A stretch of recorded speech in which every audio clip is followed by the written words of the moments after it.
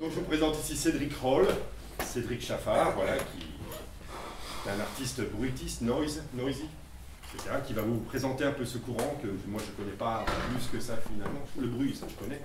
Mais ah, bonjour. Voilà. On va commencer. Et 70. Voilà, parfait.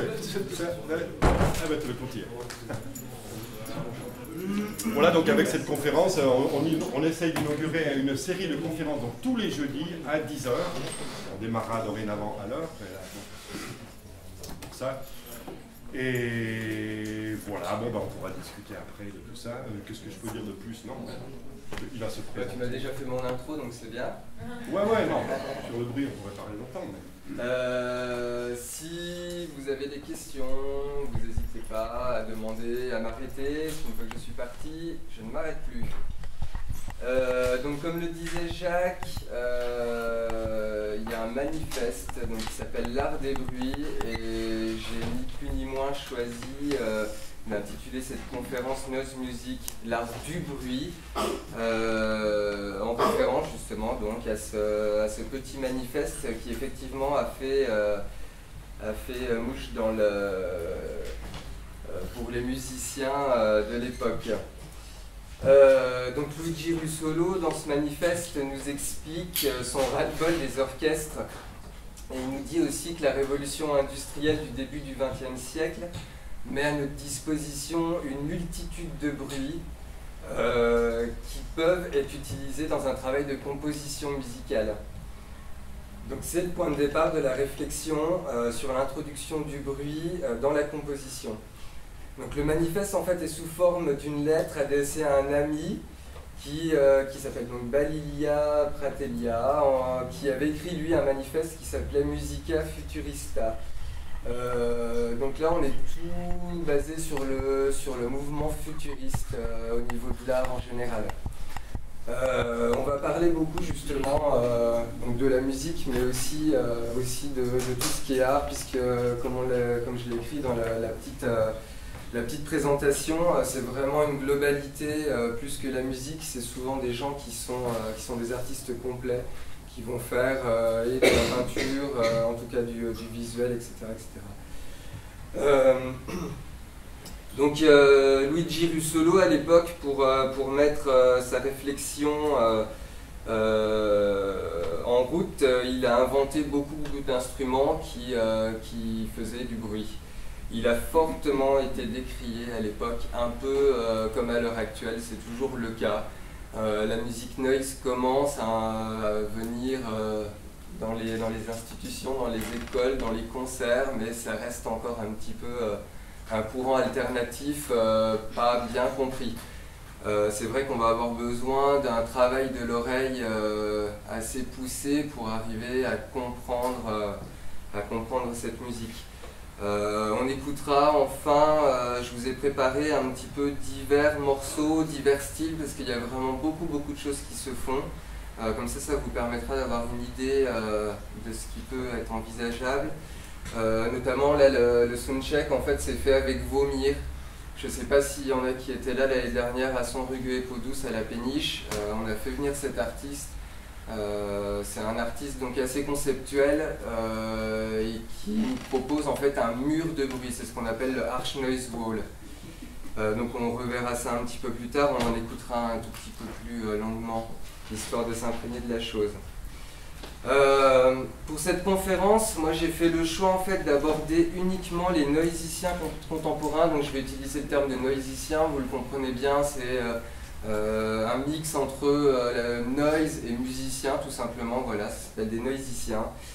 Je ne vais pas retracer toute l'histoire en fait toute l'évolution de la réflexion sur l'utilisation du bruit dans la musique à partir donc des années 1900. Je vais vraiment me concentrer sur les contemporains, ce qui se fait à l'heure actuelle. Si vous voulez après aller voir de votre côté un petit peu toute l'historique, il y a du boulot. On va parler de la musique arch noise, donc littéralement en anglais ça veut dire bruit rugueux. Et on va faire également une distinction entre ce mouvement et le mouvement des musiques électroacoustiques. il y a une grosse guéguerre, les électroacousticiens puristes, et j'en ai fait l'expérience pendant mes études. Ils démordent pas en fait que la musique noise n'est vraiment pas une musique électroacoustique, alors que j'ai fait l'expérience et dans le harsh noise on va retrouver des techniques de musique électroacoustique, et dans l'électroacoustique l'utilisation du bruit elle va être relativement présente. Donc moi je réfute un petit peu ces arguments, mais voilà, après chacun comme il veut. Sauf que du coup, vous oubliez pour aujourd'hui l'électroacoustique. On va vraiment s'occuper de ce mouvement harsh noise. J'ai pris en fait deux grands exemples pour faire cette conférence.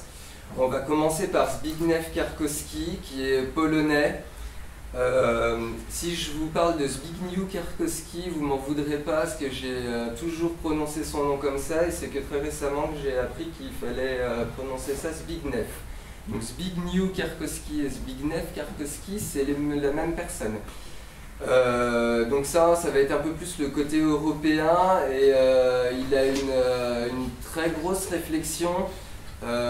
Non pas une analyse, parce que dans la musique noise, on va dire qu'on ne veut pas de règles, on ne veut pas d'analyse, on ne veut rien du tout, on veut de la spontanéité dans le son.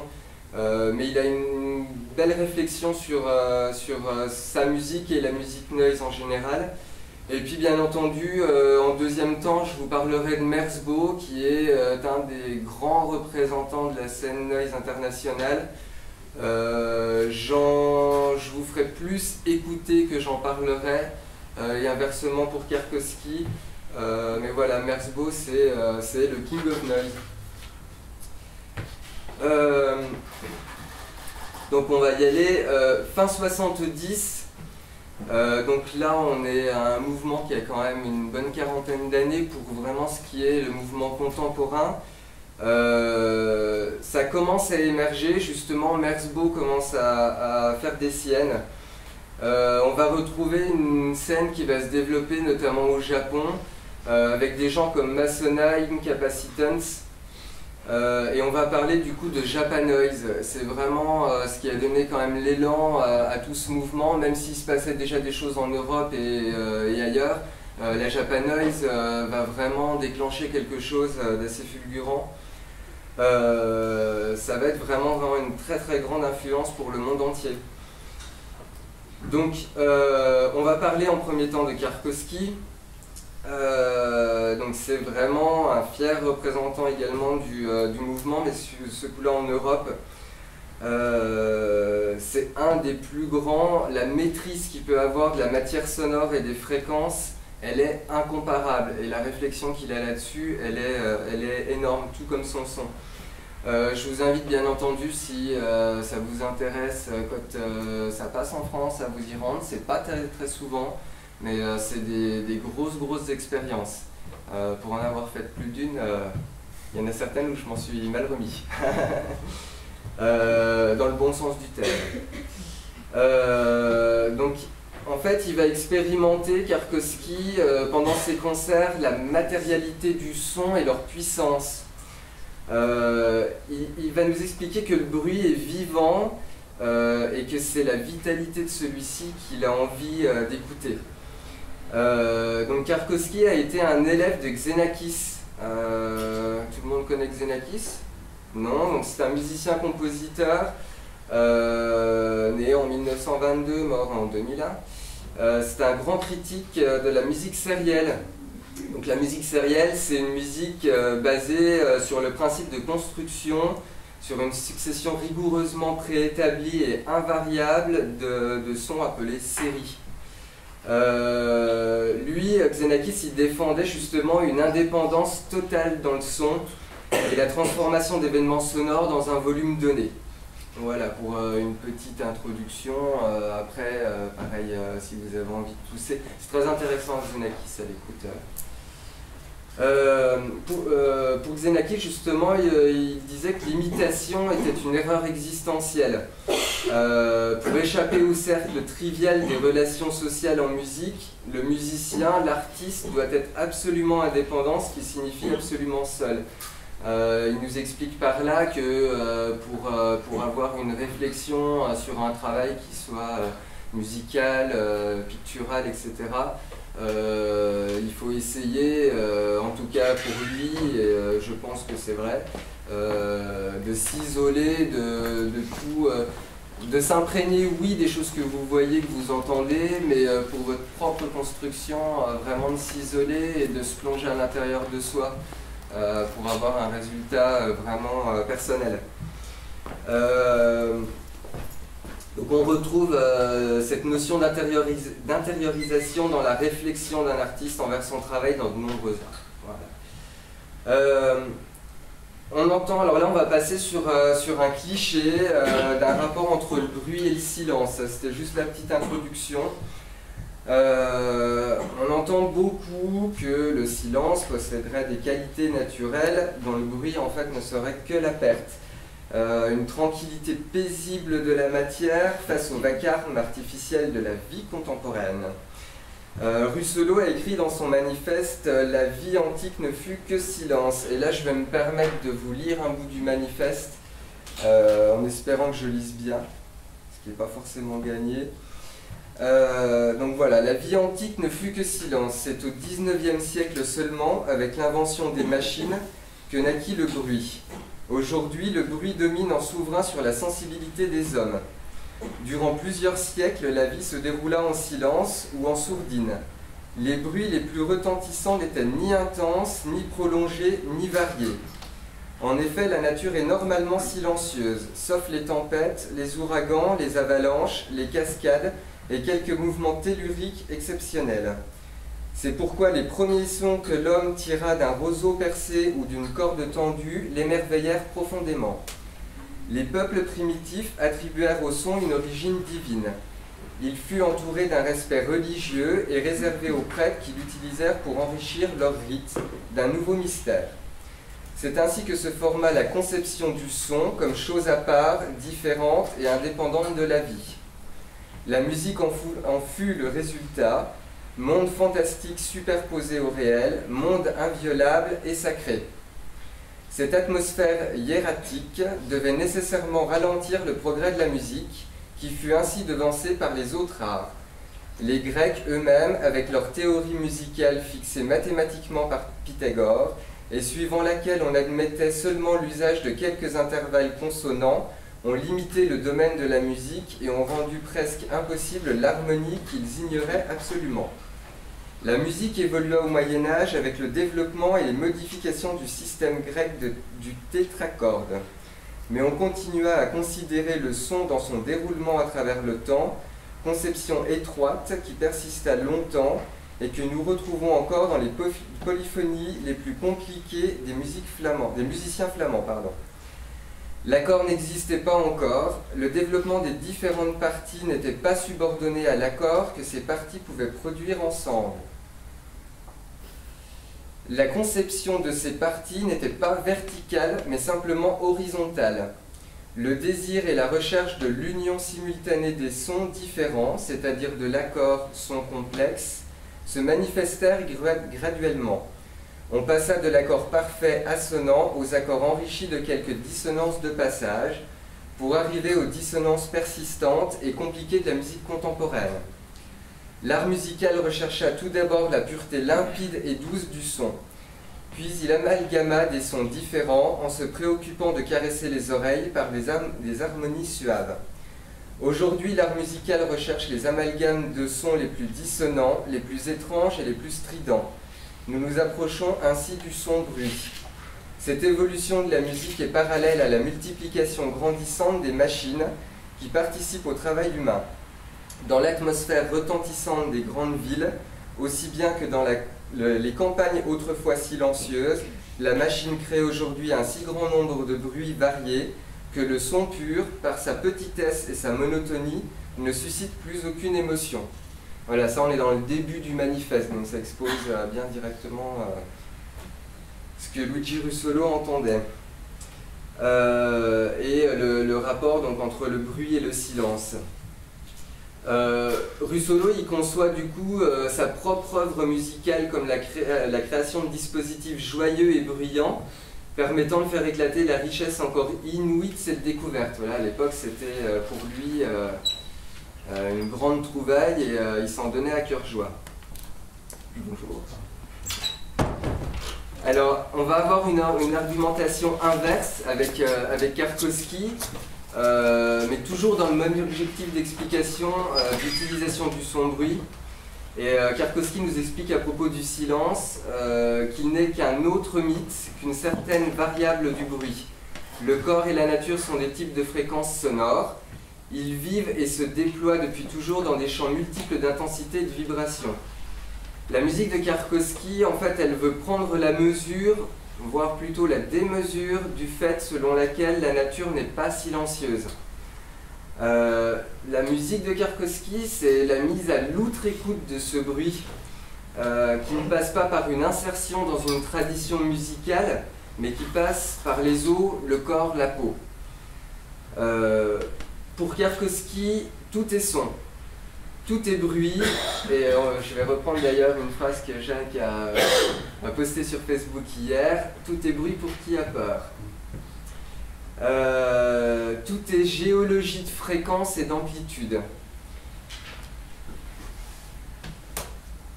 Et Karkovsky, il va aller en fait à l'intérieur, enfin en tout cas il va se poser la question d'aller à l'intérieur des sons parce qu'il pense que c'est là où il y a les possibilités de composition ou de travail qui apparaissent. Alors il faut savoir que ce n'est pas une simple imitation du boucan mondain. On va entendre bien souvent que c'est très facile de faire du bruit, mais pour avoir un morceau qui se tient, je peux vous dire que c'est du boulot. Et Karkovsky nous dit que c'est une technique rigoureuse, que faire du bruit n'aura jamais été aussi complexe, si savant et aussi sensible à la fois. Donc une troisième partie, on va voir le son comme médium. Tout va bien? Ouais. Bon. Nombreux compositeurs ne croient plus que l'on puisse exprimer quoi que ce soit avec autre chose que la notation. La notation, elle devient donc tout ce qui est partition, hein, elle devient donc comme une substitution de l'énergie du son par rapport à l'énergie des signes sur le papier. Jusqu'à l'époque baroque, la fonction originelle de la notation était d'aider les musiciens à s'orienter eux-mêmes. C'était un système relativement libre d'enchaînement et d'indication générale. Elle quittait l'espace pour l'imagination. Elle est devenue avec le temps de plus en plus importante. Pour Karkovsky, c'est une grosse erreur. Lorsqu'un artiste crée une nouvelle œuvre, il présente une nouvelle information et par conséquent de nouvelles manières de transformer l'information. La musique traditionnelle classique travaille avec un corps de sons, pour la plupart séparés des sons du monde, très spécifiques et raffinés, purs et musicaux. C'est ce qu'on a vu un petit peu dans l'art des bruits de Russolo. Dans notre culture, il a toujours existé une distinction pointue entre musique et entre bruit. La musique, c'est un son qu'on aime, le bruit, c'est un son qu'on n'aime pas ou qu'on ne comprend pas. Et ça, c'est ancré dans la tête des gens, et s'il n'y a pas un effort pour faire un petit pas, le bruit, ça passe pas du tout. Et Karkovsky nous dit donc tous les sons ne sont rien d'autre que le résultat d'une vibration de matière. Le son est une présence d'énergie, une pression. Vibrant dans l'espace et caractérisé donc par trois qualités. À quelle vitesse varie cette énergie? Donc on va appeler ça la fréquence, Karkovsky va appeler ça le rythme. Quelle est la densité de la pression? On va appeler ça l'amplitude. Karkovsky lui va parler de hauteur. Donc voilà, entre la relation qu'il peut y avoir entre une explication basée sur la composition classique et l'explication basée sur la musique noise, on a quelques différences. Et puis troisième point, donc quels sont leurs points de départ? On va appeler ça la phase. Tchaikovsky lui va prendre justement le terme de timbre. Le fait que nous ne réagissions pas uniquement au son qui parvient à nos oreilles, mais également par le corps dans son entier, est quelque chose de généralement ignoré. Le son pour Tchaikovsky est un manipulateur sensoriel très puissant. Bonjour. La musique doit devenir consciente des subtilités de ses effets. Un des objectifs de Tchaikovsky est d'étendre la musique jusqu'à ce qu'il n'y ait plus rien d'autre que la musique. C'est le seul médium, la musique, qui fonctionne au niveau d'une expérience physique instantanée. Donc comme je vous disais en préambule, hélas, je n'ai pas choisi de vous faire écouter du Tchaikovsky parce que c'est vraiment... il aurait fallu déployer un volume sonore très impressionnant pour ressentir les choses par le corps, mais il passe assez régulièrement en France et je vous invite vraiment à aller vivre l'expérience. C'est vraiment quelque chose d'unique. Justement, donc, il joue sa musique, mais à un volume démesuré, boule caisse d'ailleurs, vous pensez, c'est important. Il a remarqué en fait que dans les situations de concert, la plupart des gens, ils n'écoutent pas vraiment ce qui est en train d'être joué. Ils tentent simplement à ajuster la réalité à leurs propres attentes. Ils écoutent en fait ce qu'ils ont envie d'entendre. Et Tchaikovsky, son objectif, c'est de court-circuiter ça. Il nous explique que dans la situation en fait où vous pouvez même plus entendre vos pensées, donc ça vous donne un peu une échelle de valeur sur le volume sonore et c'est que même vous ne pouvez plus rien penser d'autre en fait, hein. Il n'y a pas moyen, c'est vraiment, il prend tout l'espace et du coup vous ne pensez plus à quoi que ce soit dont vous vous étiez attendu. Vous commencez vraiment à expérimenter les choses comme elles le sont et sans idée préconçue. Et pour lui, donc, c'est un état pur et primal. Il crée de la musique qui va au-delà du cerveau et des pensées, des attentes et des idées. C'est pas seulement dirigé vers l'esprit, mais il le force à l'éprouver avec le corps dans sa totalité. Donc c'est un praticien des ruines sonores en perpétuel devenir. Son mode opératoire d'interfaçage public-énergie est une mise en fréquence directe du corps de l'auditeur. Alors il faut savoir aussi que Tchaikovsky, dans les différents disques que vous pourrez trouver, il va toujours avoir cette ligne directrice du bruit, mais il a fait des travaux, il a vraiment une recherche très variée. Et il nous explique ça en fait, il nous dit que si on fait vraiment de la musique expérimentale, le fait de transcender tous les styles et au final de ne pas avoir de style défini, c'est la seule méthode qui soit réelle et honnête. C'est vrai que c'est quelque chose qui lui a été souvent reproché, on va dire. On ne va pas toujours avoir sur les disques un gros mur de bruit blanc ou quelque chose comme ça. Il va vraiment expérimenter. Moi j'ai un disque où il a été enregistré des bruits à l'intérieur des ordinateurs, donc tous les petits clics, etc. C'est composé à partir de ça. Donc on est toujours dans la musique noise, sa façon de composer reste toujours comme ça, mais on n'a pas forcément un énorme mur de bruit à chaque fois. Par contre, en concert, c'est du bruit, c'est clair et net, c'est gros mur. On a aussi Brian Eno, donc, qui est un musicien, arrangeur et producteur britannique, notamment au sein de Roxy Music, qui a dit que l'avenir de la musique serait le fait de non-musiciens. Pour revenir un petit peu sur pourquoi Tchaikovsky en est arrivé là, quand il a quitté la Pologne, il a découvert la scène occidentale, il a découvert le punk et l'industriel. Et il a rencontré justement, il a découvert cet interfaçage entre public et énergie de la scène. Les toutes premières expériences qu'il a fait en musique, il jouait en groupe, dans un groupe d'indus expérimental. Et Et il a commencé à utiliser les ordinateurs et des sons de synthèse. Donc pour la petite histoire, il a commencé à avoir ses premières bécanes entre 84 et 85. Il va employer la spatialisation en temps réel. C'est là où en introduction je voulais préciser que moi je pensais que entre musique électroacoustique et musique noise, on avait toujours en fait des relations malgré que les puristes ne veuillent pas le reconnaître. La spatialisation en temps réel, c'est purement une technique électroacoustique. Il a commencé à utiliser des boucles, il a commencé à transposer, etc. etc. Pour lui, le timbre et l'attitude, et l'attitude avec des majuscules, c'est essentiel. Et c'est pour lui, l'art est avant tout un espace de liberté. Il y a un grand discours théorique, enfin, il explique qu'un grand discours théorique sur ses intentions ne fait que trahir un manque de confiance et de croyance en ce que l'on fait. La musique peut passer les barrières du langage, être comprise directement, et son message, c'est l'expérience physique des ondes.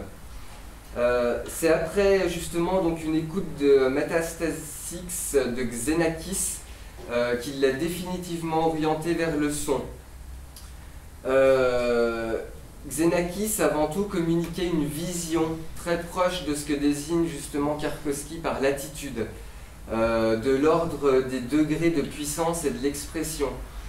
Xenakis, il venait de l'architecture, il a forgé son propre langage musical, une puissance d'innovation devant prouver, ça lui est arrivé régulièrement en montrant la partition, parce qu'il travaillait avec des orchestres, qu'il ne s'agissait pas d'un morceau de musique électronique, mais bel et bien d'une œuvre jouée par un orchestre.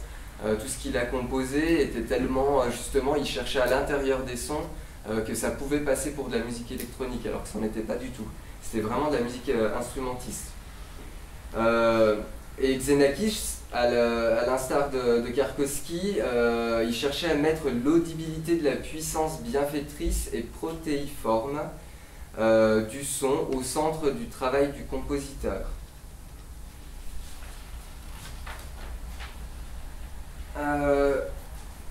Karkovsky, donc là on va passer sur un petit peu la noise japonaise. Il nous explique que, puisque donc Karkovsky il est né en Pologne, il est expatrié au Japon, parce que c'est là-bas qu'il trouve qu'il a le plus d'accroche pour produire sa musique. Donc il nous explique que la noise japonaise, qui n'est pas pour autant une musique commerciale populaire, c'est une forme d'expression qui s'est faite sans que personne au Japon n'écrive une ligne ou ne formule la moindre question sur l'intérêt de faire cela. La noise japonaise, ça n'a pas du tout été prémédité et théorisé. C'est vraiment parti de l'inventivité des artistes et vraiment de l'intérieur. D'un côté, la méthode, le langage, la formalisation comme œuvre, et de l'autre, l'expérience brute du matériau qui défait et refait l'œuvre par la mise en expérience. C'est vraiment deux choses différentes du coup. C'est comme si la noise en fait avait accru et révélé sans le savoir une déchirure entre la théorisation et la pratique. Il a pris justement comme exemple, donc Karkovsky, le sériel. Ce sont des maths pures en fait, et c'est très vite devenu tellement soumis à la mécanique formelle qu'avec un logiciel, alors moi je ne le connaissais pas ce logiciel, j'ai découvert pendant mes lectures, qui s'appelle Serial Composer. Tu connais Jacques toi, Serial Composer? Ouais. Il faudrait que je jette un œil quand même à cette petite chose. En fait vous pouvez produire au kilomètre des partitions en très peu de temps, et en fait c'est inintéressant à écouter, par contre théoriquement c'est nickel, il n'y a aucun souci. Pour lui la théorie pure elle est inopérante quand il s'agit de créer, et pour la rendre vivante il faut aller tordre tout ça. Ce qui intéresse Karkovsky dans la pratique du son, c'est le jeu, la surprise, l'accident. comme un peintre devant sa toile. On travaille sur un matériau qu'on ne peut pas vraiment contrôler, et pour lui, ce matériau, ça se nomme la vibration. On va passer à justement un peu plus d'explications sur les lives, sur les concerts. Il nous donne un peu des raisons pourquoi, et ça va rejoindre un peu tout le discours précédent, pourquoi il joue très très très fort. Donc la première explication, c'est la situation événementielle du concert. Les gens se retrouvent pour un rituel social plus que pour une vraie expérience au cœur du son. L'amplitude sonore permet de casser la barrière de la conscience et mettre en résonance tout le corps de l'auditeur. Deuxièmement, la nature même de la musique, la texture, le grain des fréquences et de leurs harmoniques liées à l'amplitude. Pour vraiment ressortir ce que lui, il aime à ressortir, c'est obligé d'être fort. En fait, il utilise des textures fréquentielles au-delà de l'audible. Donc vous connaissez 20 Hz, 20 kHz, l'oreille humaine, ce qu'on entend. Lui, il va aller chercher en bas et au-dessus. Et c'est ça justement qui va faire que le corps va rentrer en vibration également. Et ce genre de choses, si vous ne le mettez pas très très fort, encore une fois attention aux oreilles, vous les ressentez pas. Donc c'est les deux raisons en fait qui font qu'il joue très très fort. Et juste une petite précision avant de passer à notre ami Merzbow. Les lives en fait de Karkowski et de la plupart de mes collaborateurs, nous allons appeler ça comme ça, c'est du vrai live. Contrairement à des idées reçues basiques, on n'appuie pas sur play. Il y a vraiment, même si on est derrière un ordinateur, il y a vraiment un jeu sur les modules, sur ce qu'on a créé à l'intérieur de notre ordinateur. J'ai juste un contre-exemple, ce qu'on a écouté au tout début, donc Vomir, lui il a une autre façon de voir les choses, un peu plus conceptuelle. Il va avoir un gros travail en amont dans son studio, et sur scène il se met dos au public, il distribue des sacs plastiques à tout l'auditoire et il va juste appuyer sur play et pour en fait vraiment rentrer également dans la musique. C'est une autre façon de voir les choses. Mais pour la plupart des gens que vous voyez derrière un ordinateur, c'est pas juste je lance un CD quoi. C'est un vrai, il y a vraiment quelque chose qui se fait. D'ailleurs, on pourrait faire une petite parenthèse sur les divers modes en fait, les diverses techniques employées au niveau du noise. Au tout début, donc dans la fin des années 70, Merzbow par exemple va travailler beaucoup avec des sons de la vie quotidienne. Il va amener progressivement de la guitare, tout un matériel, un ensemble de matériel autour de la guitare, des effets qui va boucler, des amplis guitare, donc c'est peut-être ce qui lui donne aussi le son un peu particulier, justement, parce qu'il utilise beaucoup ça. Au fur et à mesure aussi que l'évolution des technologies s'est faite, on va retrouver des synthés analogiques, notamment l'AKS. On écoutera un petit peu justement Merzbow avec l'AKS parce que c'est quand même un son très très reconnaissable. Cédric, tu nous fais pas écouter un peu? Tu préfères tout faire écouter un peu? Je sais pas, oui. Après voilà, moi c'est ce que je disais car... Comment? Non, d'accord, ok, je sais pas. Non, je sais pas. Je sais pas, ça vous va? Écouter des exemples. Je vous saoule un bon coup et puis après on passe au bien. Vous êtes d'accord? Oui. Ça va pas. Mais de toute façon, on va après chaque écoute, on peut en rediscuter et je vous dirai, ici il y avait de l'AKS, ici c'était plus de la guitare, etc. Sinon on va oublier les... Oui, bien sûr. Ouais. Non, mais j'ai tout ce qu'il faut. Et puis toujours avec l'évolution des technologies, on va retrouver des artistes avec des ordinateurs. Merzbow est passé à l'ordinateur, au laptop et puis voire au double laptop également. Et puis là, il est revenu à un mix en fait, justement pour retrouver ce fameux son assez particulier avec des amplis, des pédales d'effet, du métal aussi, des ressorts, du micro-contact. Voilà, tout ça donne un bon Merzbow. À savoir également que c'est pas parce qu'on utilise de la technologie numérique que le son ne peut pas être bon.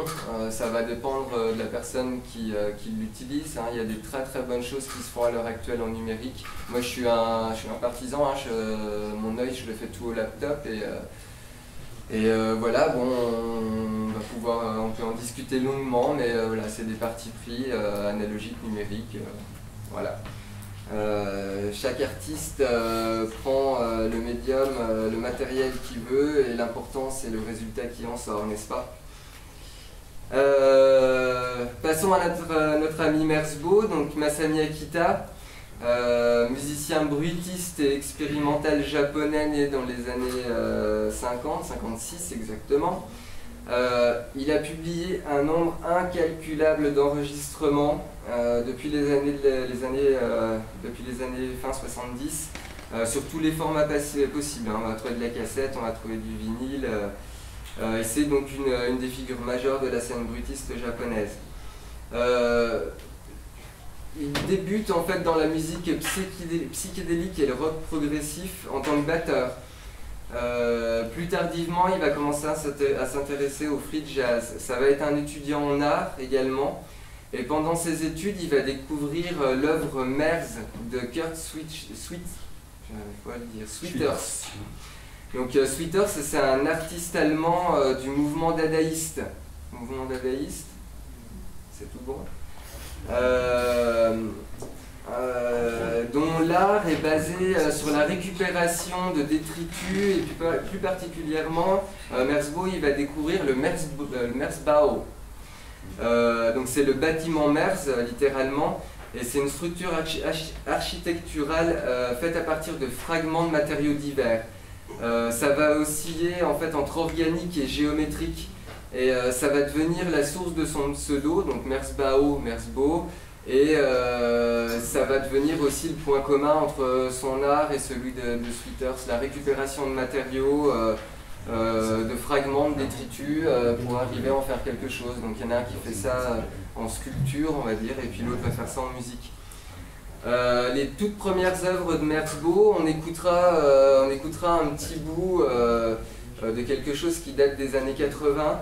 Ça va être constitué de boucles de bandes magnétiques sur lesquelles il va enregistrer de la vie courante, des bruits de la vie courante, technique électroacoustique, petit rappel, et ça va être publié sur cassette. Il va avoir son propre label, il va fonder son propre label qui va s'appeler Lowest Music and Arts en 1979.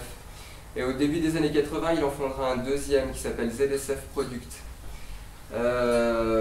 Au fur et à mesure, comme je vous l'expliquais précédemment, il va composer à l'aide d'instruments électroniques, de guitares électriques, et aujourd'hui à l'aide des technologies numériques.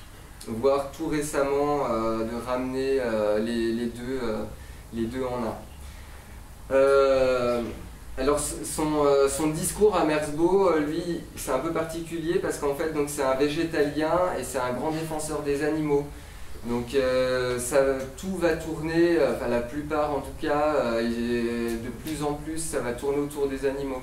Les pochettes d'albums, les titres, etc. Voilà, il veut faire passer son message comme ça. Il a publié également un livre qui s'appelle My Cruelty, alors avec un super accent anglais, hein, My Cruelty Free Lives, et en fait sur le thème du végétalisme et des droits des animaux. Et dans ses compositions, il va beaucoup, on va reconnaître, je vous ferai écouter également après, il va utiliser des cris d'animaux. Des cris, enfin voilà, on va reconnaître, même si c'est pas forcément des enregistrements réels d'animaux qu'on trouve dehors. Il y a des choses assez hallucinantes où même en synthèse en fait on va se dire mais j'ai l'impression d'être au milieu d'oiseaux alors que c'est purement du son de synthèse. Il a vraiment, voilà, c'est ce qui l'anime. En 2009, il va renouer avec le travail de la batterie en intégrant ça dans les travaux Noise. Donc bien entendu, il va jouer lui-même les parties de batterie, voire il va lâcher des Larsen dans son studio. Il va lâcher des Larsen et puis derrière il va se mettre à la batterie, il va revenir vers ses instruments, etc. etc. D'ailleurs, au niveau de, si vous avez envie de pousser Merzbow au niveau de l'écoute du travail Noise Battery, il y a une collection de 12 albums qui a été commandée par Important Records. Donc ça c'est un label qui est très réputé pour tout ce qui est musique expérimentale et noise japonaise, qui s'appelle la Japanese Bird Series. Donc voilà, on retrouve les oiseaux. Et en fait, ces 12 albums, ils sont sortis à compter d'un album par mois pendant 1 an. Et maintenant disponible, j'ai pas d'action chez Important. Maintenant disponible dans un coffret où vous retrouvez la totale des albums. Et les 12 sont composés Noise Battery. Sur Animal Magnétisme, donc je rentre un petit peu plus dans les albums. Alors au début je n'y avais pas pensé à celui-là. Elle est tellement énorme la discographie, pour choisir des extraits qui sont bien représentatifs, je me suis cassé la tête. Je sais, il n'y a personne qui peut à l'heure actuelle dire combien il y a eu de supports de sortie. Moi je dois en avoir une centaine à la maison. Il y en a peut-être, je sais pas, à l'heure actuelle 500. Il en sort des fois pendant 2 mois, 3 mois, vous n'allez rien avoir et il va vous en sortir 5 derrière, quoi. Voilà, il y a peut-être, je sais pas, une idée, non? Non, je sais pas. C'est impossible, il y a des grosses rumeurs qui parlent, voilà, qui annoncent des chiffres, on ne sait pas réellement. Sur le net, vous retrouvez, si vous tapez discographie de Merzbow, vous retrouvez quelqu'un. Comment? Je crois qu'il peut s'arrêter à 600. Pour moi, j'ai 1000. Son objectif, c'est 1000, mais voilà, mais c'est le gros mystère. C'est 600. En tout cas, voilà, pour l'instant, il continue d'en sortir. Et sur le net, vous retrouvez quelqu'un qui a essayé de lister depuis les débuts, en fait, tous les enregistrements. Donc c'est exhaustif. J'ai été voir en préparant la conférence. Là, apparemment, en plus en 2011, il a décroché. Donc voilà. Mais du coup, vous avez quand même un beau listing de ce qu'il a pu faire. Et tout seul et aussi en collaboration avec d'autres artistes, parce que des featuring, là il y en est sorti aussi à Tir-Larigot. On verra d'ailleurs tout à l'heure en écoute qu'on peut mélanger vraiment des choses diverses et variées avec la musique noise. Notamment je vous ai amené un album avec Genesis P-Orridge, donc qui est un père fondateur de la musique industrielle, qui fait du spoken word. Donc qui déclame des textes et Merzbow joue derrière, c'est absolument magnifique. Et on écoutera aussi un extrait de Kikuri, c'est un projet de Merzbow et de Keiji Aino, et moi j'ai un morceau particulièrement qui me défrise les poils des bras, c'est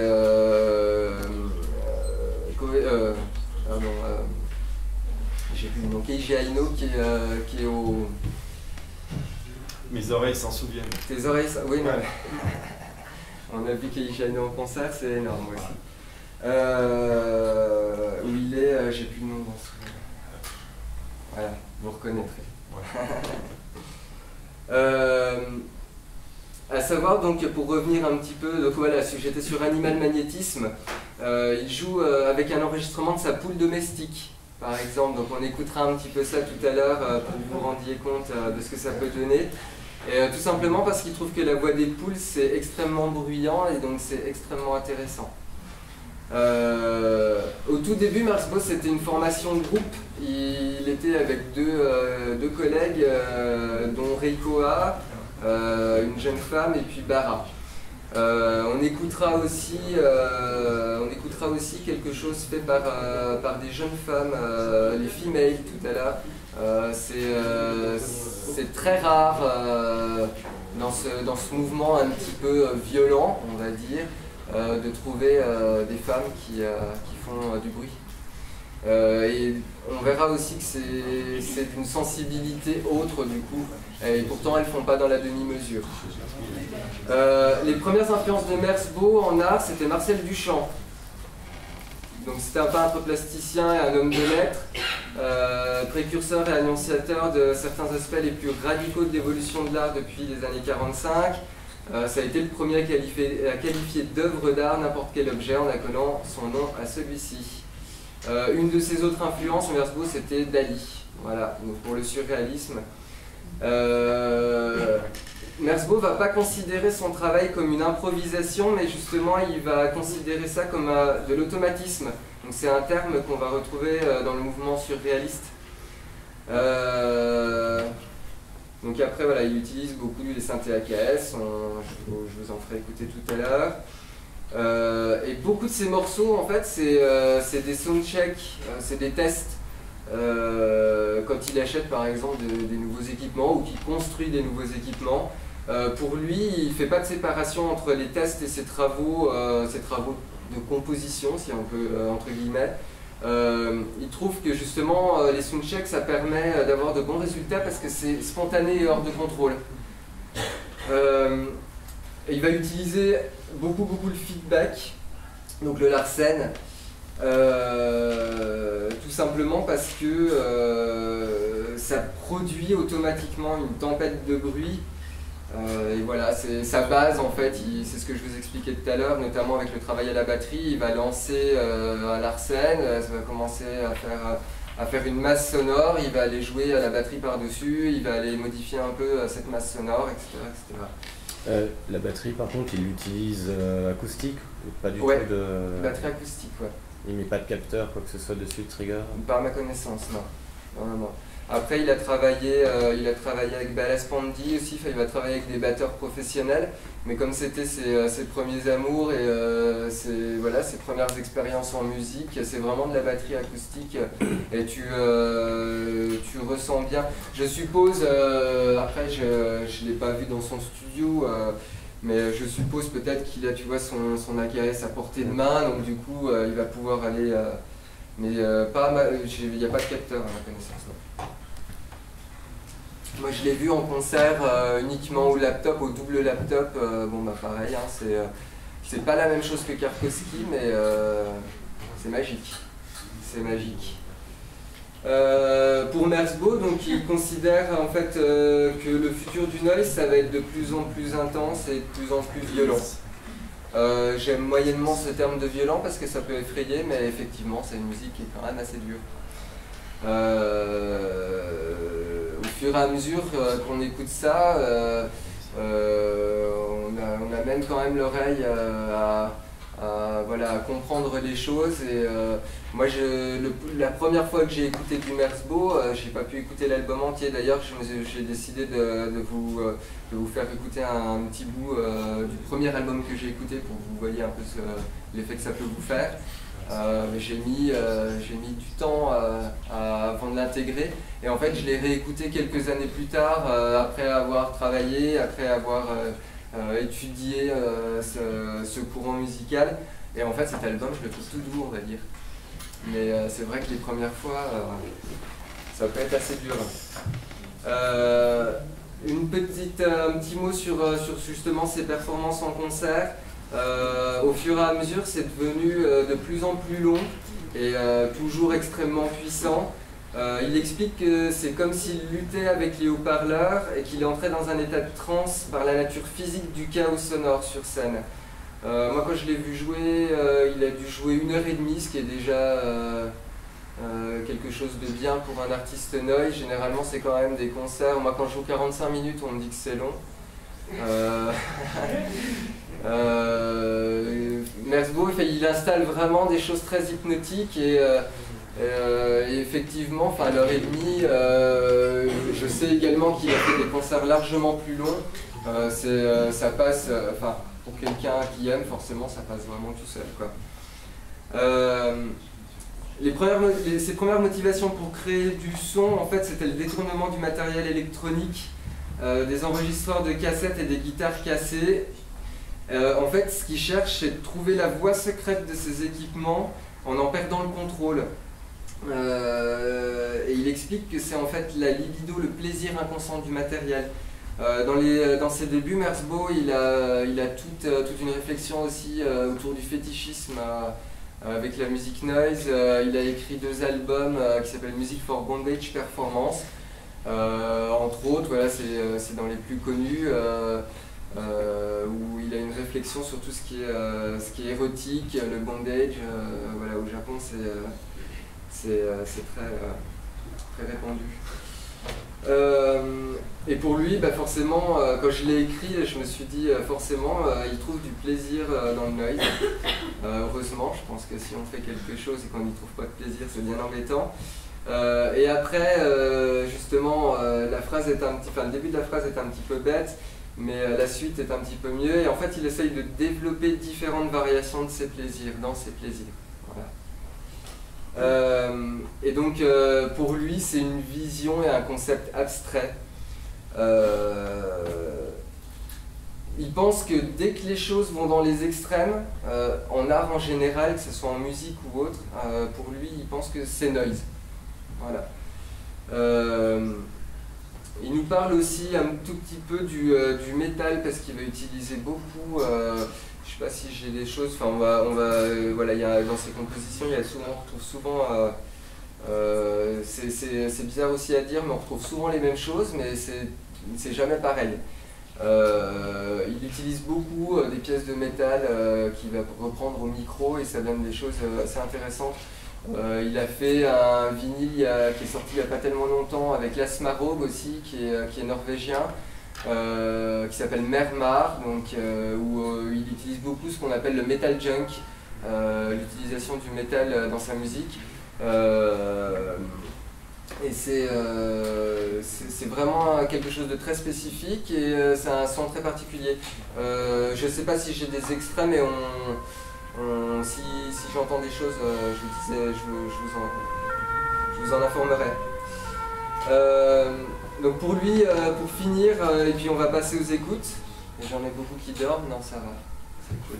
J'en ai 2-3 qui parlent, mais j'en ai pas beaucoup qui dorment. Le surréalisme, pour lui, c'est une sensibilité alternative, c'est un mode d'expression qui mélange anarchisme, alchimie, paranoïa et fétichisme. Le volume puissant, c'est une des essences du bruit. Ça pose souvent un gros problème. Donc lui, là, il va nous parler notamment au niveau de la masterisation des enregistrements. C'est vrai que ces enregistrements, vous écoutez un CD de pop bien produit, et vous passez un CD de Merzbow derrière, vous pensez bien à descendre de quelques dB votre volume parce que la masterisation elle est assez énorme. Justement, il a donné un peu des pistes là, il suggère toujours 1 ou 2 dB de plus que ce qui se fait habituellement en mastering. Lors des concerts aussi, ça pose bien souvent des problèmes. Si on a un ingé son en console qui est pas forcément connaisseur du style, il va vite être amené à nous brider et ça peut amener à des conflits. Kwiatkowski il sort régulièrement de scène en étant très peu satisfait de son set, non pas par ce qu'il a joué, mais parce que c'était pas assez fort. Moi je l'ai vu sortir de scène, ouais, pas très satisfait. Notamment on a été lui parler un petit peu une fois, on lui a dit c'était super, il a dit c'était super mais c'était un petit peu pourri, il nous a dit ouais mais c'était pas assez fort, voilà je stoppe là quoi. Oh, mais le mec à la sono il doit faire quoi de toute façon, repiquer sans rien toucher quoi. Ouais mais il doit pas brider non plus, même s'il y a des normes, hein, on sait très bien en salle de concert, il faut quand même que la musique s'exprime. Après, tout dépend de la salle de concert où vous allez tomber. Moi j'ai vu Wolfeis aussi, donc je vous ferai écouter un extrait. Jouer au Noumatrouf à Mulhouse, les normes ils les ont oubliées. Hein. C'était Kwiatkowski, enfin on peut pas mettre un 90 dB, je sais même pas, c'est même en dessous je crois. Ça va pas être possible. Je sais qu'à la Péniche par exemple, ils essayent d'avoir un mix entre effectivement les normes qui leur sont imposées et voilà, si un artiste veut que ça pousse, ils le font. C'est quand même le propos artistique et bon. Après, forcément, je refais encore un peu de prévention, mais quand vous allez dans ce genre de concert, boule caisse, et si possible, pas des boules caisses qui vous donnent à l'entrée, où du coup vous coupez plein de fréquences, mais des petites choses comme les acouphons que vous trouvez à droite à gauche, qui en fait sont un bouton de volume, mais qui vous coupent pas les fréquences, comme ça vous profitez vraiment du truc, et en même temps vous abîmez pas les oreilles. Et c'est très important. Moi j'ai un acouphène et c'est pas cool. C'est pas cool. C'est pas intéressant. Bon, on va passer à de l'écoute. Ouais. Alors, du coup je vais me poser. Hop. Je vais juste vous faire écouter dans un premier temps, mais très rapidement. Alors c'est très difficile aussi parce que des albums de Merzbow, vous allez en trouver, par exemple, là, ce qu'on va commencer par ça, vous allez en trouver, il n'y a qu'une seule piste de 60 minutes. Donc ça sera mon grand bonheur qu'on écoute un album en entier, voilà, où il y a des morceaux de 20 à 30, mais bon, on va essayer de faire un tour d'horizon de ce qui se fait à l'heure actuelle. Généralement, je vais faire un fade et puis on va passer à autre chose. Si ça vous donne envie de continuer, n'hésitez pas. Donc la première chose que je voulais vous faire écouter, c'était un travail qu'il a réalisé en 85-86. Donc c'est quelque chose qui n'est pas tout à fait à ses débuts, mais qui est quand même représentatif de ce qu'il faisait, de ce qu'il pouvait faire à l'époque. C'est pour que vous envisagiez un peu l'évolution jusqu'à aujourd'hui qu'il a eu.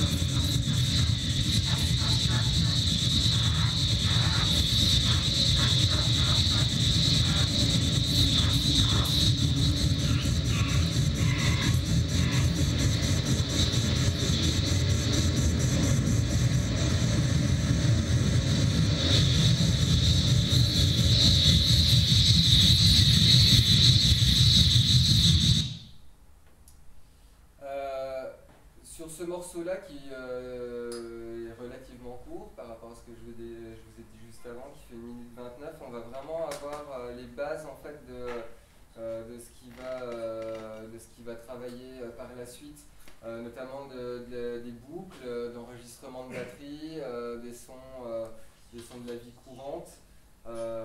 C'est vraiment et puis l'utilisation de matériel spécifique guitare. C'est vraiment toutes les bases. J'aimerais bien essayer de vous trouver un morceau qui est complètement différent sur le même album. Je vais passer juste un petit peu pour trop de...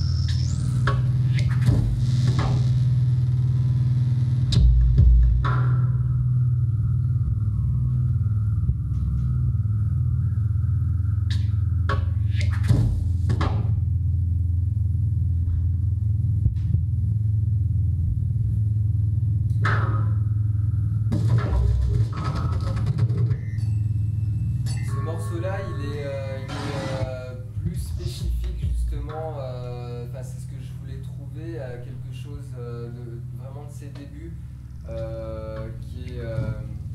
et là, mes confrères électroacousticiens, enfin, dans les techniques utilisées, les coupes de son, les enregistrements de la vie quotidienne, des sons de la vie quotidienne, c'est presque de l'électroacoustique. Après, c'est vraiment l'intention qui fait que c'en est une œil, je vois. Donc, bon, voilà, c'est... oui. C'est électro. Ouais, mais ouais, c'est vrai que c'est pas... Il n'y a plus de sentiment musical, enfin, il n'y a pas de pulsation, il n'y a pas de... Ouais, et puis voilà, des choses qui se collent, des sons qui se coupent.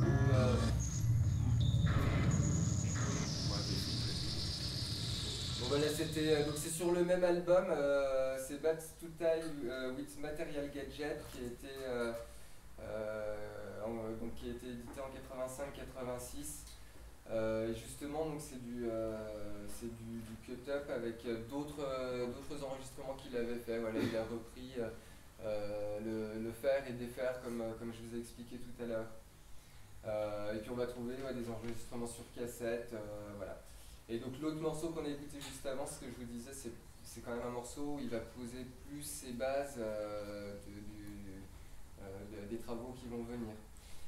Pour continuer, justement, donc j'aimerais bien vous faire écouter un morceau qui fait 5 minutes 30. J'ai essayé de trouver un peu pour faire court. Du premier album que j'ai donc écouté, dont je vous parlais tout à l'heure. Là, on va voir qu'il a aussi des influences très metal et grindcore. Donc c'est encore autre chose.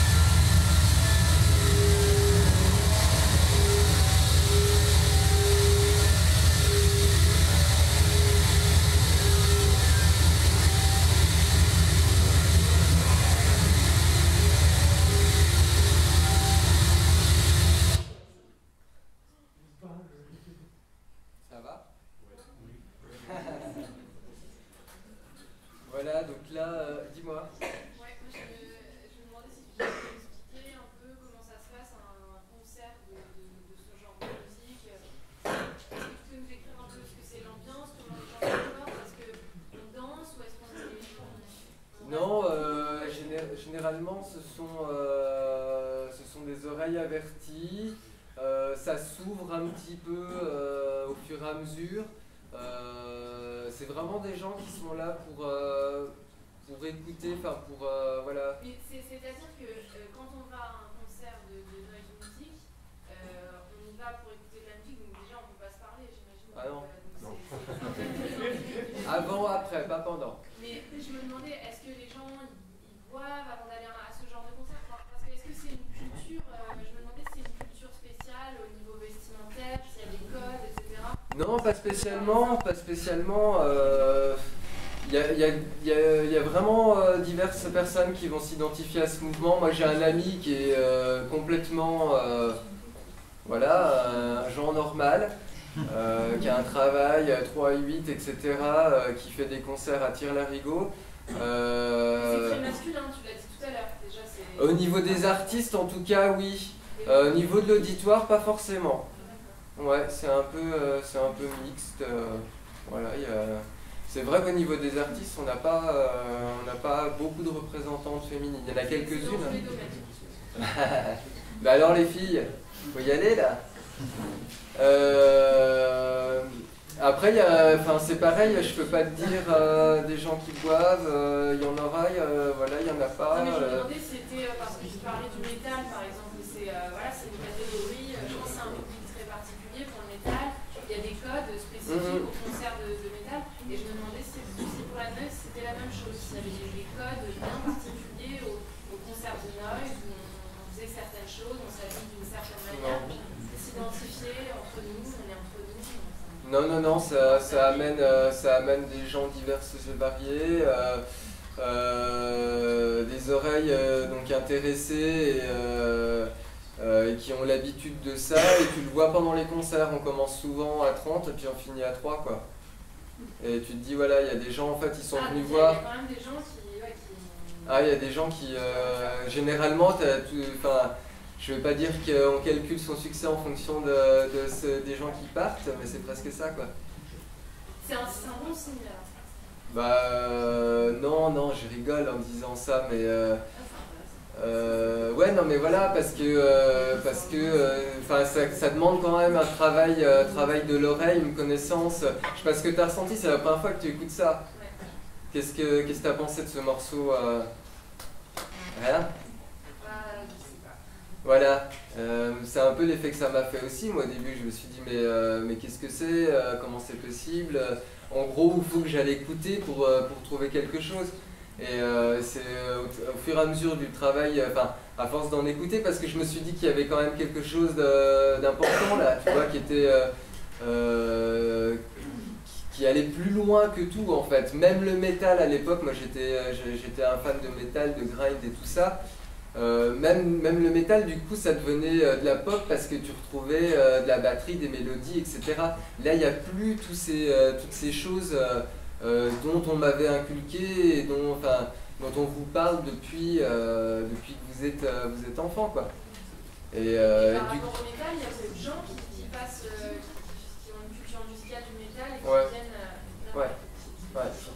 Et souvent, je vous ferai écouter un petit extrait justement d'un groupe qui s'appelle Volface, qui eux un peu mix un peu de métal. Comment? Ils flirtent avec le noise. Ouais. Non, parce que quand on dit on va à un concert noise en France, on pense aussi à une scène underground qui est plus noise rock peut-être, qui est beaucoup plus accessible, j'imagine. Faut faire attention à ça. Alors, comment tu classerais ces sous-courants? Parce que quand on passe, des groupes, beaucoup de groupes qui jouent dans des squads, qui jouent, puis des groupes étrangers qui viennent, j'ai pas trop de noms qui me viennent à l'esprit, mais des Stupix, des choses comme ça qui viennent, qui sont vraiment orientés rock, et du coup. Comment ils ont dérivé ces courants alors finalement, puisqu'il y a noise dedans, ils se réclament quand même de la noise. Ça pose toujours un gros problème à l'heure actuelle. Mais parce qu'on va vous annoncer concert noise, moi je vais réagir en me disant c'est le noise que j'aime. Non pas que j'aime pas le noise rock, hein, mais et en fait faut essayer d'être attentif au le et au la. Quand on va parler de rock, généralement ils vont plus parler de la noise. Quand on va parler de noise électro, on va dire pour vraiment avoir des grosses catégories, on va parler du noise, le noise. Après, ça peut, voilà, faut se renseigner avant d'y aller, mais c'est vrai que ça, moi, beaucoup de fois on m'a dit oh, tu viens, il y a un concert noise et voilà, moi direct ça fait tilt sur ce que je connais. C'est juste de la musique forte. Comment? C'était fort, c'est tout. Ouais, voilà, puis mais c'est rock quoi, et c'est vrai que le noise rock il n'est pas comme, enfin. C'est pas poussé non plus à l'extrême comme le noise pourrait être. Après, tu as des groupes justement comme Sonic Youth, où eux ils utilisent justement. Sonic Youth qui utilise aussi, voilà, tu vois, des tournevis, ils vont travailler leur guitare comme certains artistes noise vont bosser aussi avec cette attitude, cette violence qui est interne, quoi. Il y a quelque chose en fait de physique, de viscéral comme ça, qui fait que ça va développer une sonorité. Après, je vois ce que dit Antoine quoi, par rapport à cette dérive, mais qui n'en est pas forcément une. C'est souvent des fois les lieux qui collent des étiquettes ou des associations des fois qui essayent de revendiquer une seule partie, une étiquette de, et qui la collent un peu parce que tout à coup, il y a aussi quelque chose, je pense qu'il y a. Quand tu disais, voilà, il y a peu de gens qui vont vers la noise, mais parce qu'il y a encore ce truc de bête curieuse, comme avant il y avait le black metal aussi, tout ça, où c'était un truc genre la secte, que des types habillés en noir qui boivent du sang, alors qu'ils buvaient des bières et c'était pas forcément des types méchants, quoi. Ouais, il y a tout le temps un truc comme ça, dans la vampirisation. Ouais, bien sûr, mais ça tend quand même. Enfin, moi j'ai vu l'évolution là, de ces 10 dernières années.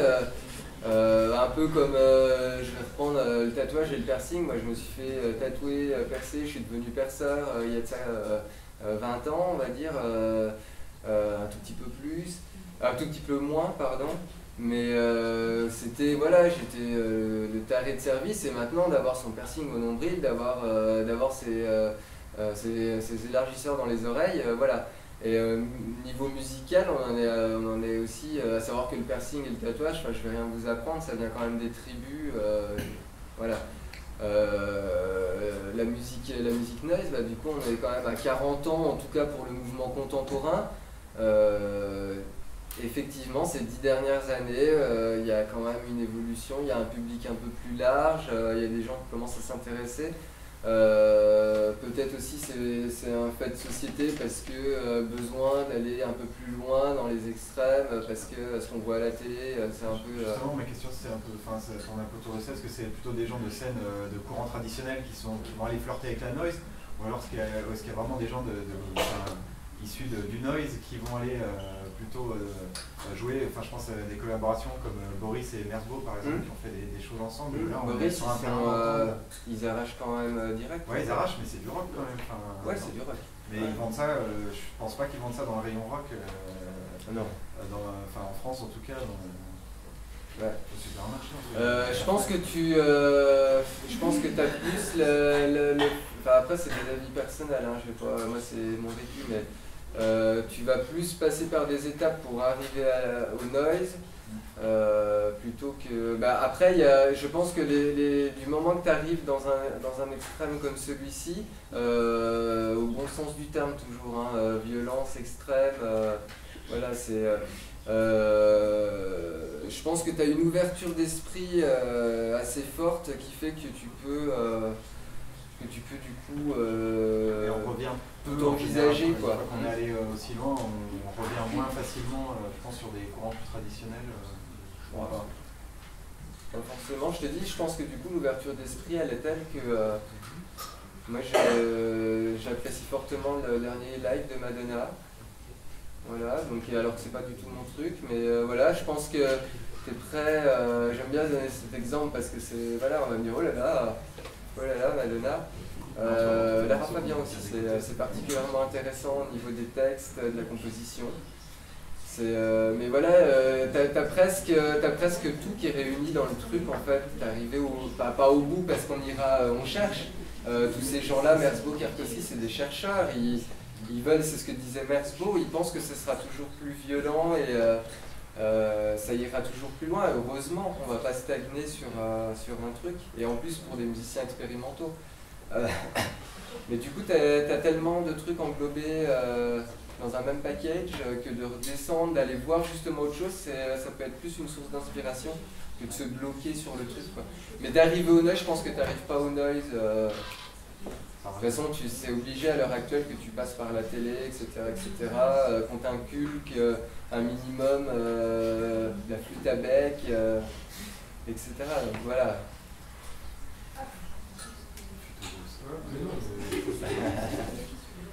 Est-ce qu'il y a comme avec d'autres styles musicaux, une pratique de la danse sur le noise? Non.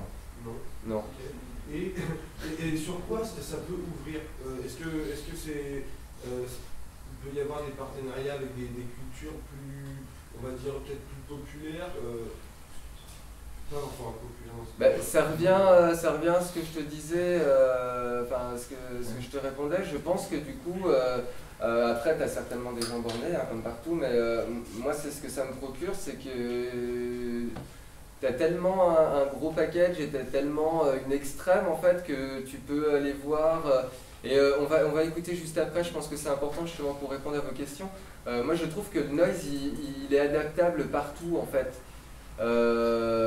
J'ai d'autres centres d'intérêt, notamment en art pictural, ou alors dans ce que j'ai pu composer pour des bandes-sons de pièces de théâtre, des choses comme ça. J'ai jamais renié, alors forcément j'ai pas fait un mur de bruit pour une pièce de théâtre, tu vois, mais j'ai jamais renié ce que j'aimais et j'ai toujours réussi à glisser des éléments dedans. Je pense que ça a une ouverture qui est assez énorme, quoi. Donc c'est pas réellement orienté que métal, on peut avoir genre issus de culture hip-hop, culture on va dire plus jazz. Faut ouvrir les gens, faut Mais ça se fait déjà, je veux dire, est-ce qu'il y a des participations de la fusion quoi, de noise et... Ouais, là j'ai retrouvé, hein, c'est le ukulélé, le morceau que je voulais vous faire écouter de Kikuri par exemple, tu vois, c'est des trucs hip-hop, j'ai pas d'exemple en tête, mais si, j'ai un extrait aussi, Koe Matsunaga, qui est un musicien japonais également, expérimental, qui d'ailleurs qui fait du noise, c'est assez contrasté, c'est pas un gros mur de bruit, c'est vraiment très bien. Là, à l'heure actuelle, il est sous un autre pseudo, c'est Kyoxygène, je crois, quelque chose comme ça, où là il est parti avec Sensationnel sur vraiment du hip-hop. Donc lui il doit être derrière son laptop et le mec il doit balancer son flow dessus. Donc ouais, il y a des choses qui se font. Quoi. Juste pour revenir sur les questions de Diane tout à l'heure, j'ai la sensation que souvent les courants de musique ou de genre sont liés souvent à des façons de penser, à des façons de voir le monde. Les mods, les skinheads, les punks, là maintenant on est au noise, et une musique énervée dans un monde énervé, ils pensent quoi les noisiciens? Est-ce qu'ils ont un parti pris à la fois social? Les noisiciens ils soufflent en fait avec ces musiques, quoi. Comment? Les noisiciens ils soufflent avec cette musique. Oui, mais tu parlais des végétaliens par exemple. Ouais, voilà, par exemple, c'est intéressant. Est-ce que c'est une pratique qui est répandue dans le public et chez les musiciens? Je pense que c'est toujours une histoire d'ouverture d'esprit. Moi j'ai des amis végétariens ou liens, je sais plus, qui eux sont plus du côté métal. Mais du coup, voilà, il y a toujours l'histoire de l'ouverture d'esprit qui rentre en compte, quoi. Après, je me souviens plus exactement de... Est-ce qu'il y a une musique qui était quand même autant, on va dire, un peu énervée, qui sort quand même des normes, qui tente de dépasser les frontières? Est-ce que les musiciens, on va dire, c'est comme ça, sont agressifs? Qu'est-ce qu'ils ont en approche? Est-ce qu'ils racontent aussi quelque chose par rapport au monde dans lequel ils vivent? Et est-ce que la musique, du coup, est une manière de parler de ce monde, ou est-ce que juste pas du tout, et on parle que de musique? Est-ce que socialement il y a, politiquement, est-ce qu'il y a un lien? Et en fait, non, on fait juste de la musique, on est musicien et on dépasse les frontières. Je pense que tu vas avoir forcément des revendicateurs, comme dans tous les courants. Là, moi j'ai sous les yeux Brighter Defno qui eux sont un peu, dans leur pochette d'album, tout ça, où tu vois bien que la destruction, etc., que c'est vraiment quelque chose d'un peu pas politisé, c'est un grand mot, mais voilà, qui montre du doigt quelque chose. Merzbow, pour sa part, je pense que lui, comme on disait, donc il est vraiment sa passion, ce qui l'anime, c'est les animaux, et il va plus être dans un imaginaire en fait. Moi, c'est ce que je ressens aussi avec. Ça fait partie du courant surréaliste, futuriste, etc. C'est plus de l'imaginaire que d'aller pointer du doigt, et je peux donner un autre exemple. Merzbow, effectivement, il va avoir des albums où il y a des animaux qui se font tuer, donc il pointe aussi du doigt le truc. Mais les futuristes, par exemple, ils sont quand même associés à un discours politique et politique. social clair. C'est assez identifiable leur idée. Tout à fait. Est-ce que tu penses que ça, vu que vous revendiquez de ce manifeste, etc., est-ce que les idées derrière, elles ont changé ou... Je vais vraiment parler pour ma part. Voilà, je pense que je préfère plutôt que de dire des bêtises. Moi, je le ressens pas du tout comme ça. Je pense que forcément, ce qui se passe socialement, etc., ça t'influence à un moment ou à un autre. Certainement que si je fais cette musique-là, c'est parce que j'étais peut-être énervé à un moment ou à un autre. En tout cas, moi, la politique, c'est pas quelque chose qui me passionne, et t'y passes aussi forcément avec les médias, etc. Et il faut quand même. Mais dans ma musique, moi, c'est vraiment, j'ai l'impression c'est vraiment de l'imaginaire et de s'apaiser aussi. C'est ce que disait Merzbow, c'est de l'amener à la transe en fait. Donc là, on n'a plus réellement d'enjeu de dénonciation de quoi que ce soit. En même temps, moi, j'étais assez frappée quand tu as dit que le but de cette musique, c'est qu'on ne puisse plus rien penser dans la tête. Kierzkowski, il a vraiment une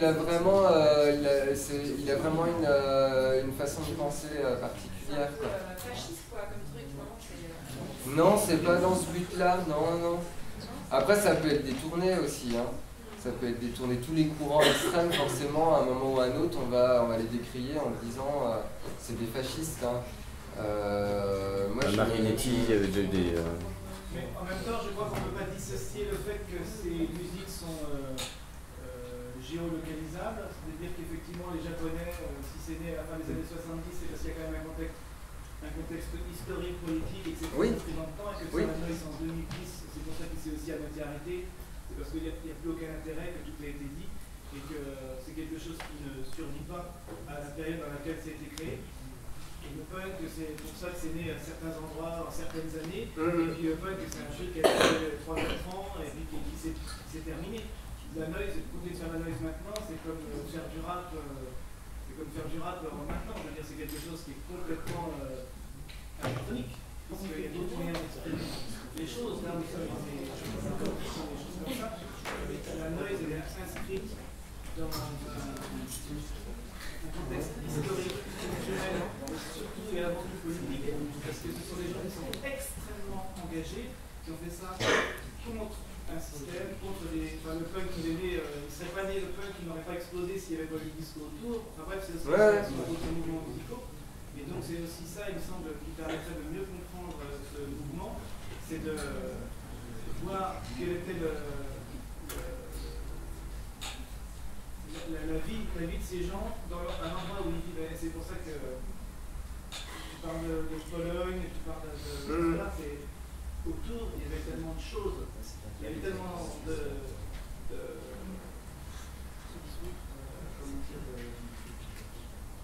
choses contre lesquelles se battre qu'il n'y avait que ce moyen-là. Finalement, ils étaient obligés même s'ils avaient une très grande instruction musicale, même s'ils étaient effectivement des musiciens, même s'ils étaient effectivement instruits, etc., ils n'ont pas fait de la noise comme ça par hasard. C'est véritablement une réflexion, et même si ce n'est pas complètement organisé et théorisé de manière audible, on va dire, ce chaos reflète exactement l'état de la jeunesse à cette époque. C'est pour ça que maintenant il a 70 ans, je ne sais pas quel âge, ça n'a pas d'intérêt de continuer à faire du bending ou je ne sais pas quoi. C'est effectivement maintenant il est dans une espèce de logique commerciale et de musique pour des records et qu'il n'y a plus d'enjeu musical.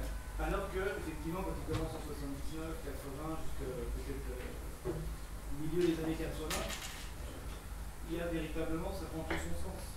Voilà, c'est ça. Ouais, après, ouais, c'est peut-être. La politique, ça ne m'intéresse pas. Il me semble que c'est avant tout, et c'est pour ça que souvent la noise, elle est jouée dans des espèces de lieux associatifs, des squats, des machins, c'est que quand même malgré tout une pensée qui est derrière. Voilà. C'est pour ça que ça me semble. Pour le comprendre, il faut voir tout ça. Sinon, c'est effectivement le bruit. Je suis d'accord avec toi. Après, moi, c'est peut-être un défaut, mais je vais mettre de côté tous ces aspects-là pour vraiment baser le truc sur un point de vue artistique. Même si il faut pas le nier, effectivement, il y a un contexte culturel qui fait qu'il y a une réaction à la chose. C'est pas forcément. Enfin, moi, je le conçois pas comme ça, quoi. Et à tous les niveaux, que ce soit pour les plus grands, etc. Et certainement qu'eux nous expliqueraient, oui, il y a eu Hiroshima, il y a eu machin, et du coup, on a, en réaction à ça, on a fait ce genre de choses. Mais je pense que c'est légitime, tout mouvement est de toute façon légitime à l'heure actuelle. Du moment qu'il a une envie de le faire et qu'elle réponde à quoi que ce soit politique ou pas. En tout cas, moi, mon point de vue, c'est vraiment quelque chose. C'est comme si je racontais une histoire merveilleuse, on va dire, plus que je vais aller vers le oh là là, qu'est-ce qui se passe, ça explose de partout, quoi. Justement, je veux pas le voir, je fais la politique de l'autruche. Mais parce que quand on voit justement tous les groupes historiques de la scène japonaise des années 80, ils ont viré la musique électronique, ils ont fait même Masona, il a des groupes de funk, psycho, trucs, etc. Donc c'est des gens qui ont quand même rapidement qui sont passés à autre chose, qui ont évolué, qui ont laissé perdurer finalement leur avatar, parce que Masona il continue de faire des concerts oui, bien sûr, de temps en temps, mais c'est pas là-dedans où il prend le plus de plaisir. C'est comme Ichi Naino et tout ça, il s'est aussi quand même beaucoup, toute la scène japonaise, concentré sur d'autres formes du rock ou de musique traditionnelle, etc. Et ils ont arrêté de faire ces espèces de murs de son. Après, c'est moyennement critiquable en fait dans la démarche de Nati. Je pense qu'il a certainement une explication à ça. Mais il y a toujours, enfin pour l'instant moi j'ai pas vu un Merzbow qui du coup, si j'ai bien compris ton propos, a dérivé un petit peu vers un côté un petit peu plus commercial entre guillemets, qui reprend des... Si justement, parce que tu parles de Important Records, et tout ce qu'il a fait chez Important Records, Merzbeat et tous ces machins-là, pour sauver l'Otari du Tokyo ou je sais pas quoi, c'est tout à fait... il continue sur son truc parce qu'il veut absolument arriver à ses 600 ou ses 1000 albums ou ses 3000 parce qu'ils vont en faire autant qu'il veut. Mais il n'y a pas de... Ça ne se justifie, c'est plus légitime. Je veux dire, c'est juste une institution, mais bon, effectivement, il fait son merco. Ouais, mais tu penses qu'il le réfléchit comme ça en fait, lui? C'est pour ça qu'on parlait de Boris et de ces choses-là. Je pense que... C'est pour ça qu'il lève le pied au niveau de la production, c'est que je crois que lui-même il doit être lassé de toutes ces choses-là. C'est pour ça que moi je pense que comme le punk, comme le disco, comme le reggae ou toutes ces choses-là, c'est des choses qui sont vraiment inscrites. Ça ne peut pas durer 20 ans. C'est une culture qui émerge. C'est une réaction à l'environnement. Mais si on part de ce principe-là, à l'heure actuelle, le noise, il a tout à fait... Enfin voilà, on peut réagir à notre environnement avec le noise, il n'y a pas de problème, comme dans tout courant musical. Un aviationniste pourrait continuer de faire dans des peintures en 2013, mais il semble qu'il y a d'autres moyens pour exprimer les choses. Ouais.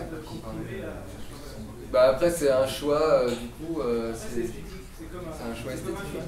Ouais. On fait encore quelques écoutes, on peut Allons, il faut Camille dit, on rentre dedans. Je sais pas, il faut prendre les clés. On écoute un petit bout du morceau avec... si je retrouve... Avec Keiji Aino, donc le projet s'appelle Kikuri.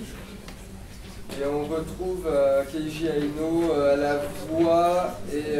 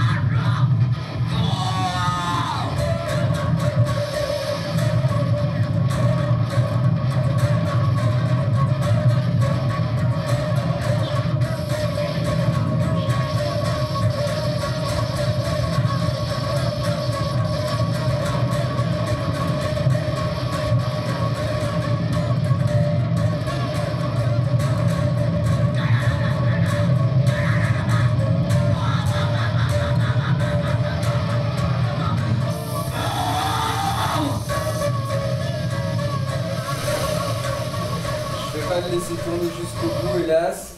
Il était ce morceau soit merveilleux. Juste pour qu'on fasse un petit tour d'horizon quand même, d'autres choses que Merzbow. Donc là on a bien vu quand même qu'il voilà, il y a un travail avec un autre musicien, donc il est pas forcément plus soft, mais en tout cas ça s'équilibre bien. Ça réagit aussi en fonction de ce que Keiji Aino peut faire. Enfin voilà. Subjectivement cet album est merveilleux.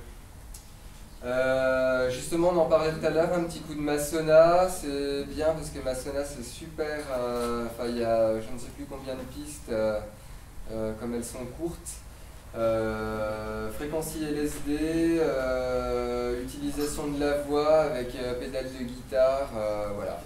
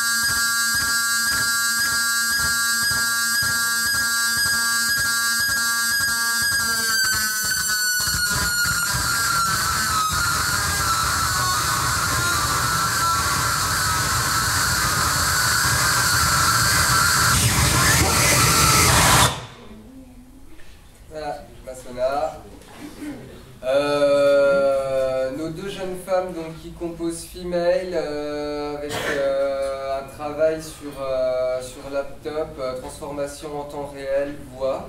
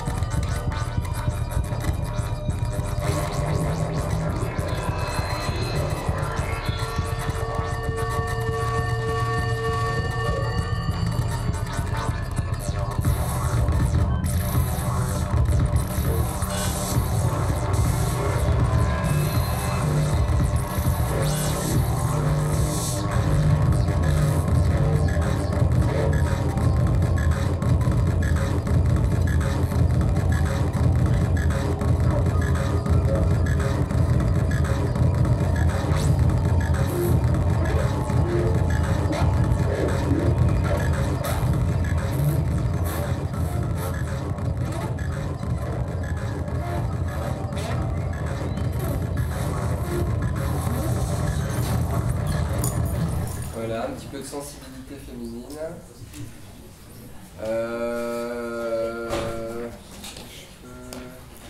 Wolfeyes, donc dont on parlait tout à l'heure quand même.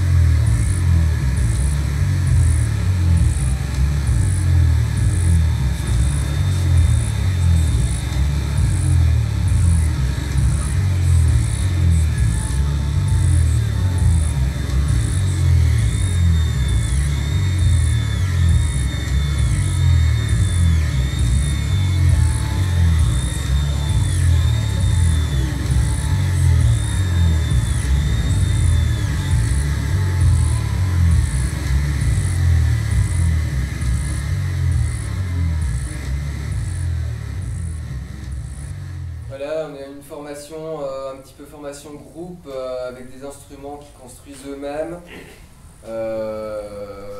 Voilà, on a le temps encore pour un tout petit extrait. Oui. Donc par exemple Koe Matsunaga qui mixe un petit peu électro, hip-hop, etc.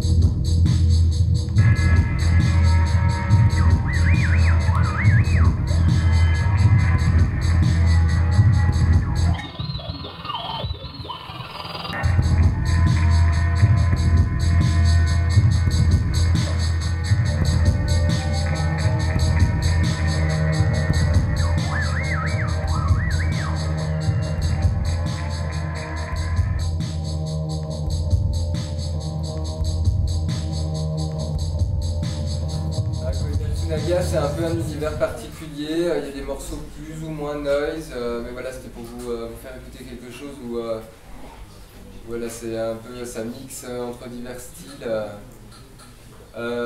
Sinon, donc au début, je vous invite à aller écouter Vomir, donc du Arch Noise Wall.